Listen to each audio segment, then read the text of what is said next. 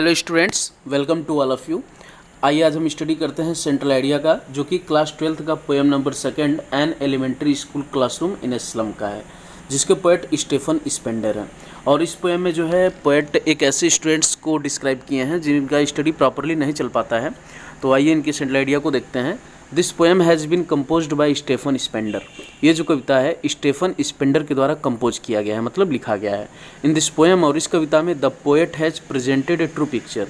जो पोएट हैं उन्होंने दिखाया है एक वास्तविक पिक्चर को, वास्तविक दृश्य को ऑफ द लाइफ, जीवन के, ऑफ द स्कूल चिल्ड्रन, उस स्कूल के बच्चों को, लिविंग इन द स्लम, जो एक स्लम में रहते हैं, of Tyrolese valley of Australian Alpine provenance, जो एक जगह का नाम है। इस जगह के बच्चों के बारे में, जो स्लम में रहते हैं वहाँ के बच्चों का ये वर्णन किए हुए हैं। The children are in a very miserable condition. जो बच्चे हैं बहुत ही दयनीय स्थिति में वहाँ पे रहते हैं, ड्यू टू देयर पोवर्टी, क्योंकि उनकी जो निर्धनता है, जो गरीबी है, उस गरीबी में वो रहते हैं। एंड इलिटरेसी, और जो उनका इलिटरेसी है, मतलब जो है वो निरक्षर हैं, तो वो पढ़े लिखे नहीं होते हैं। उस निरक्षरता में और गरीबी में वो किस तरीके से अपना जीवन यापन करते हैं, तो इसके बारे में ये जो है कविता में बताया गया है स्टेफन स्पेंडर जो पोएट है उनके द्वारा। देयर डिप्रेस्ड फेसेज, जो उनका निराश चेहरा है, डिप्रेस का मतलब यहाँ पे निराशा से है, जो उनका निराश चेहरा है, एक्सप्रेस सैडनेस, वो उनकी उदासीनता को बताता है।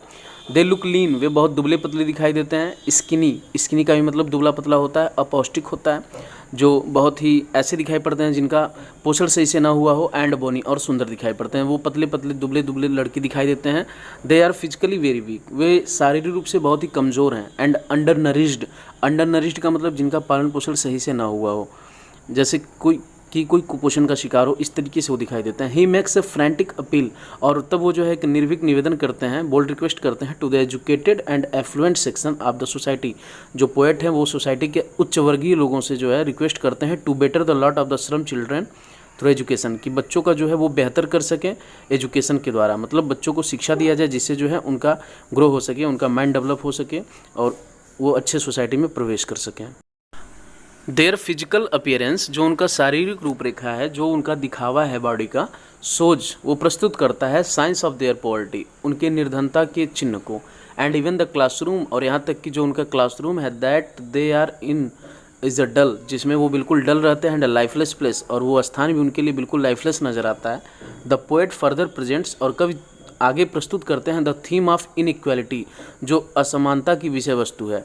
By just opposing the children's world, बिल्कुल जो है बच्चों को एकदम निकट रखकर, विद द वर्ल्ड आउटसाइड, जो बाहरी दुनिया है, मतलब जो बाहरी दुनिया के बच्चे हैं और जो स्लम के बच्चे हैं, उनमें क्या असमानता है, इस तरीके को जो है, इस तरीके से पोएट जो है दिखाने का प्रयास किए हैं अपने पोएम में।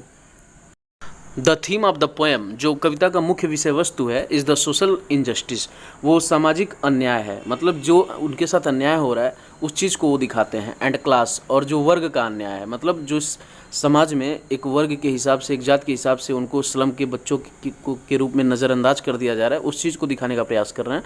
इनइक्वालिटी फेस्ड, जो वो असमानता महसूस करते हैं बाई सम चिल्ड्रन, जो स्लम के चिल्ड्रन उनके द्वारा। द पोएट एम्फेसाइजेज, और कवि इस बात पे जोर देते हैं, ऑन द आइडिया, इस विचार पे, दैट की द पीपुल इन अथॉरिटी, जो अधिकारिक क्षेत्र में लोग हैं, need to take measure end to his class inequality give the slum children a chance for a better life, कि वो जो है बच्चों को एक नई जीवन दे सकें, एक नया सुधार कर सके बच्चों के जीवन में, जिससे वो बच्चे जो है आगे चल के ग्रो कर सकें।